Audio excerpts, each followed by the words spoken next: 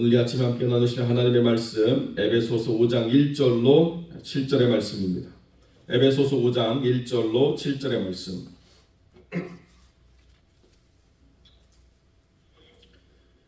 제가 먼저 1절 말씀 봉독합니다.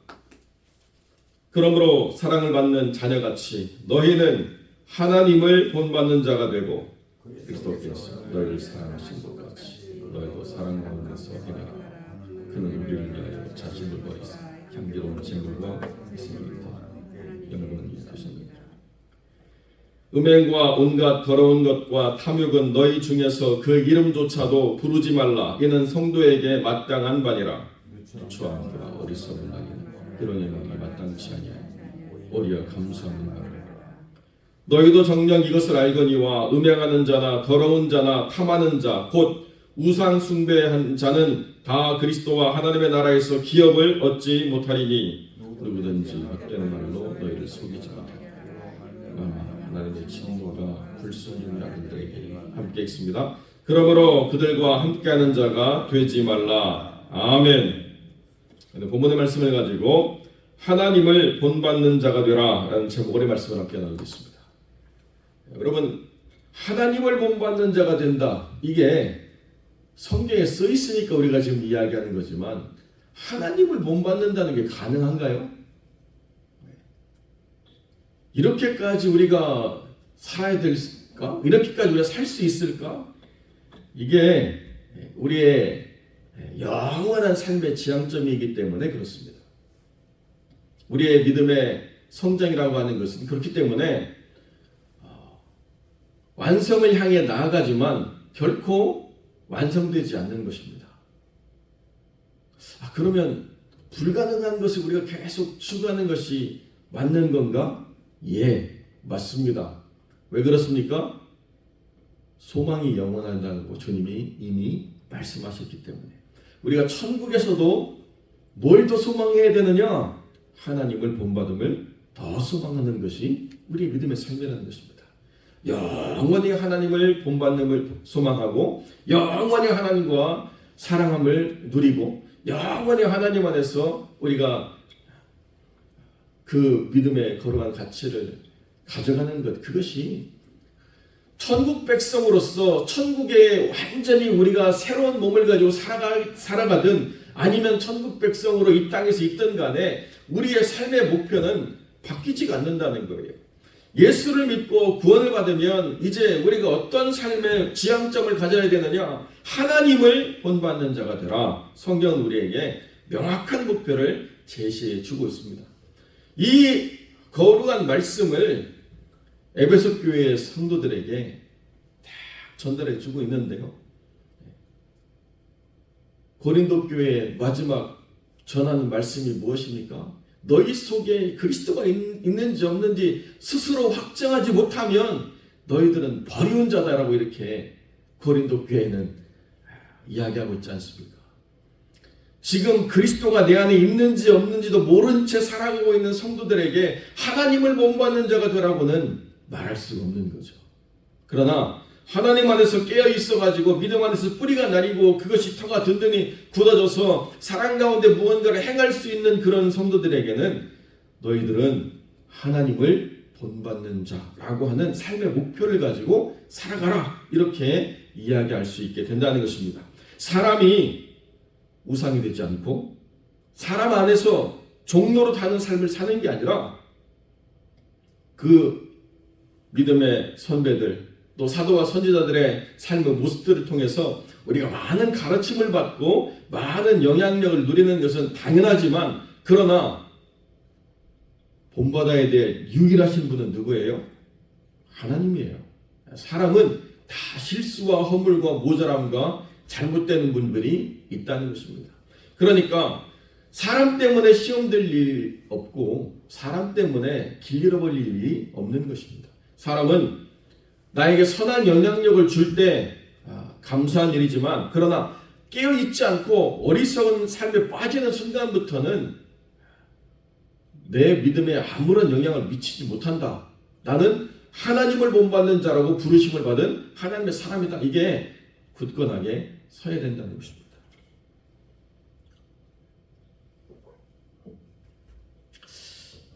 참 안타까운 사람들이 많이 있는데요. 미국 교회 성도들은 여기 조지에 오니까 더 잘 보겠어요. 소망이 뭐냐? 자기 죽어서 교회 뒤 묘지에 묻히는 거예요. 어디 딴 데 가는 게 아니에요. 그냥 그곳에서 나고 자라고 죽는 것이 하나의 그 스펙트럼 안에 다 있어서 여기서 낳고 여기서 세례받았고 여기서 신앙생활 하다가 여기서 죽어가지고 교회 뒷뜰에 묻히는 거, 이게 그냥 이 사람은 한평생 잘 살았구나 라고 하는 것을 말하는 증거가 되기 때문에, 마치 구약에서 열조의 묘실로 돌아갔다라고 하는 왕의 그 성공을 말하듯이 이 사람은 나고 자라고 죽는 것이 다 하나님 안에 있었다라고 하는 게 그 교회 뒤에 있는 묘지에 묻히는 거예요. 한국 성도들도 그런 부분이 있죠. 교회가 막 엉망이 되고 다 문제가 많아서 많은 사람들이 떠났는데 끝까지 거기에 계신 분들이 있어요. 하나님 때문에 계시면 참 감사한데요, 사람 때문에 못 떠나고 있는 분들도 많이 있다는 것이 안타까운 거죠. 어디에 머물러 있는 자가 나를 증명하는 게 아니에요. 얼마나 거기 있었는 자가 나를 말하는 것이 아닙니다. 어떤 이름으로 거기서 불렸는가가 나를 증명하는 것이 아닙니다. 내가 살아가는 삶 가운데서 그리스도께서 우리를 사랑하신 것 같이, 그리스도께서 우리를 위하여 자신을 버린 것 같이, 그리스도께서 향기로운 희생의 제물로 자신을 드린 것 같이 하나님을 본받는 자로 살아가는 삶의 목표와 방향이 분명한가가 내가 어떤 사람인가를 말하는 것입니다. 그러니까요, 여러분, 하나님을 본받는다라고 하는 목표가 없으면은 시험 들 일이 없습니다. 그런데 하나님을 본받는다라고 하는 목표가 생기면 훈련이 되어 있지 않으니까 시험이 되는 일들이 생겨요. 이것이 우리가 분별해야 될 부분이라는 것입니다. 내가 죄악에 빠져서 내가 두들겨 맞고 있는데 착각해가지고 내가 하나님 잘 믿고 있는데 지금 내가 시험이 들었다라고 말하는 것은 말도 되지 않는 이야기입니다. 그런데 내가 훈련이 잘 되어지지 않아가지고 하나님을 본받는 자라고 살아가는 삶의 목적을 세웠을 때 넘어지거나 좌절하거나 낭망하거나 어려운 일들이 발생하는 것은 지극히 당연한 거예요. 그러니까 여러분, 훈련 없이 선교 가면 어떤 일이 일어나요? 훈련 없이 선교 가면, 기도 없이 선교 가면 반드시 선교 현장에서 자기들끼리 싸우고 다투고 갈라져 가지고 돌아올 때는 서로 얼굴도 안 보고 돌아오는 일들이 생기는 거예요.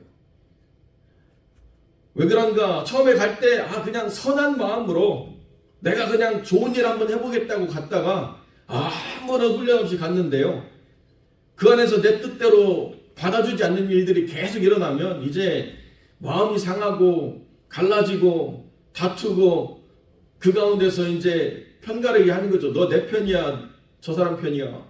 싸우고 다투고 그런 일들이 선교 현장에서 비일비재합니다.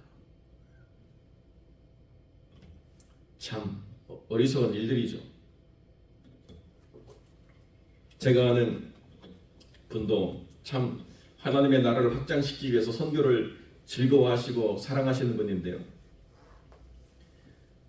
가면 그렇게 함께하는 사람들도 못 사는 사람들이 아닌데 다 자기만 바라본대요. 밥 사네, 밥 먹었으면 커피 사네, 끝나고 나면 디저트 사네, 다 자기만 바라보고 있대요. 하나님 바라보지 않으면 정말 짜증나는 상황인데요, 하나님 바라보고 나니까 그래도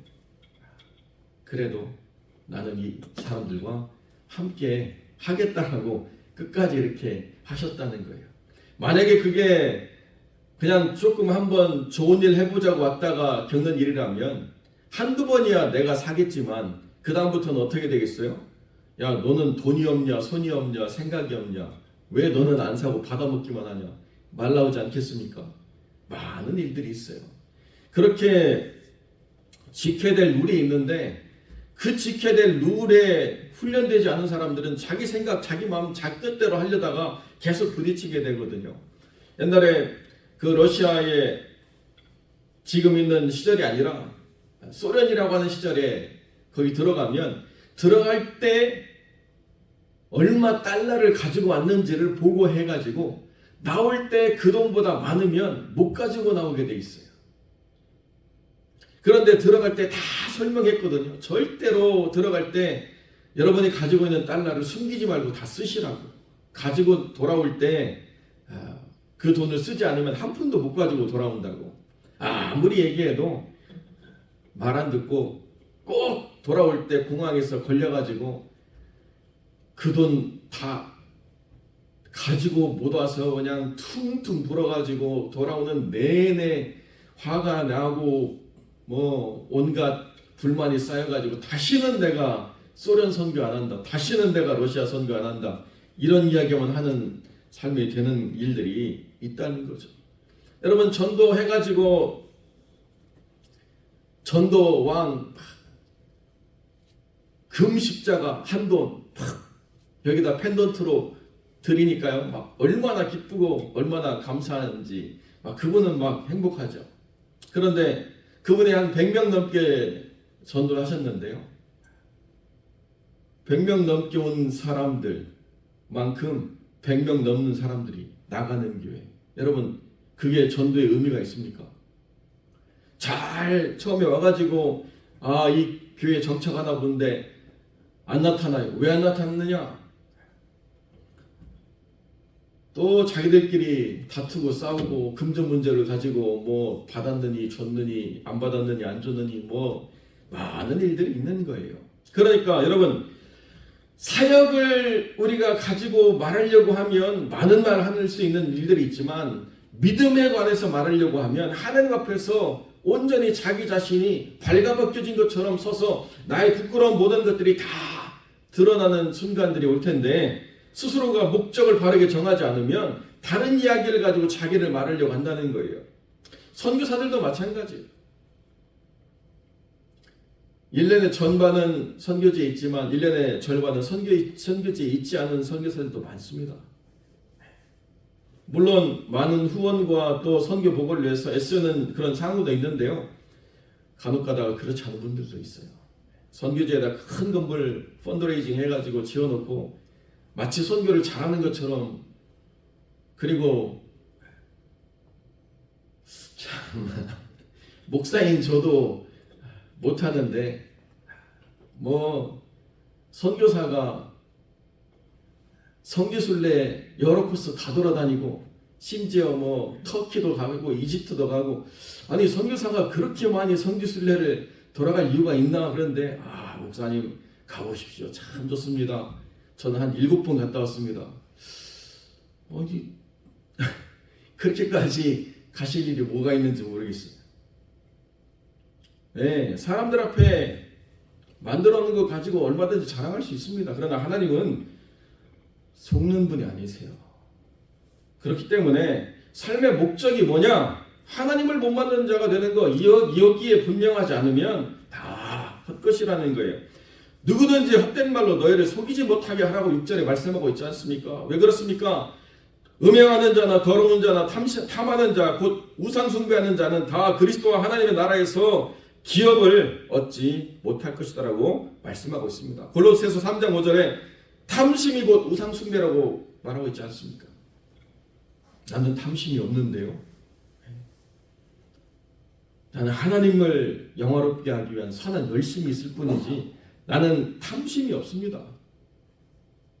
스스로를 잘 돌아봐야 된다는 거예요. 사역에 성공하고 믿음에 파산한 일들이 얼마나 많은지 모릅니다. 그러면서 그것이 탐심이 아니라고 스스로를 얼마든지 변명하고 포장할 수 있는 일들이 많이 있다는 거예요. 교회 안에 음행이 없습니까? 교회 안에 더러운 일을 취하는 일이 없습니까? 교회 안에 탐하는 일이 없습니까? 너무나도 많이 있는 거죠. 며칠 전에도 참 그런 것들은 얼마나 보도가 빠른지 어느 서부에 있는 큰 교회 전도사가 100만 불이 넘는 교회 헌금을 횡령을 해가지고 심지어 커스코에서 골드바를 사서 집에다 쌓아놓고 온갖 엉뚱한 일을 벌였다고 또 대서특별하고 보도가 나오더라고요.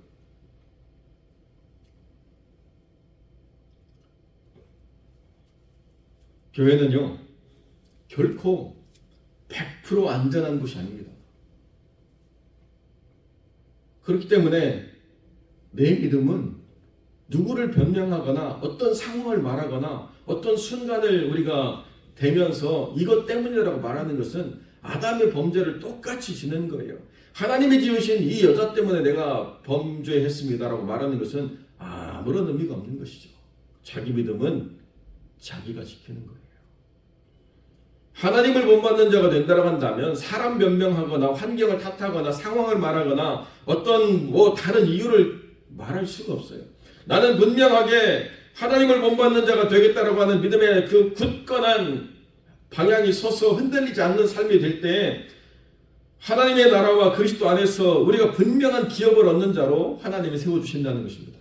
그렇지 않으면요 온갖 유혹과 온갖 더러운 것에 우리가 빠져서 우리 스스로가 망가져가고 있는데도 깨닫지 못할 뿐만 아니라 더 심각한 유혹이 어디 있느냐, 명예를 탐하고 성공을 탐하고 자랑을 탐하고 많은 사람들보다 높아짐을 탐하는 이 마음이 우상숭배라고 하는 것을 깨닫지 못한 채 스스로를 높이며 하나님보다도 더 높아지려고 하는 이 원죄에서 벗어나지 못하는 그 영혼들이 마치 리더인 것처럼 마치 성공한 사역자인 것처럼 이렇게 포장하고 있는 것을 분별하지 못한 채 함께 휩쓸려가는 일만 있다는 것입니다.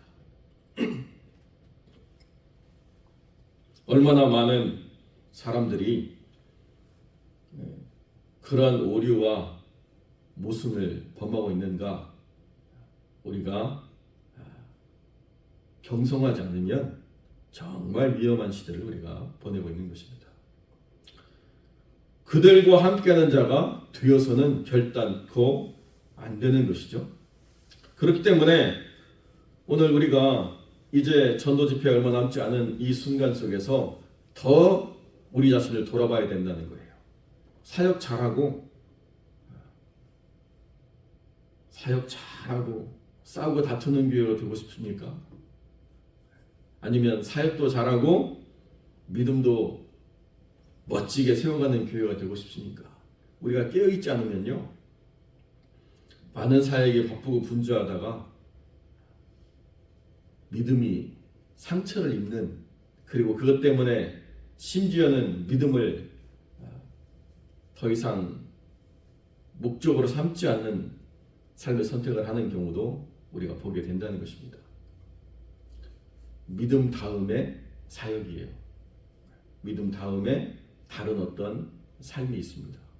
우리 믿음을 지키고 우리가 방향을 분명히 정해서 우리가 다른 어떤 것으로도 무너지지 않을 분명한 삶의 목적과 방향을 세운 다음에 그 다음에 하나님의 나라를 위해서 우리가 선한 일들을 오염없이 훼손하지 않고 감당할 수 있다는 사실, 이 선순환의 원리를 분명히 이해하고 우리가 하나님 안에서 깨어 우리의 모든 죄로부터 우리 자신을 벗어버리고 하나님이 지으신 의와 진리의 거룩함으로 새롭게 거듭난 새 사람의 삶을 살아내는 것, 이것이 다른 어떤 일을 잘하는 것보다도 중요하다는 것을 분명히 기억하고 그 뜻 안에서 승리하는 복된 영혼들이 되시기를 주님의 이름으로 간절히 축원드립니다.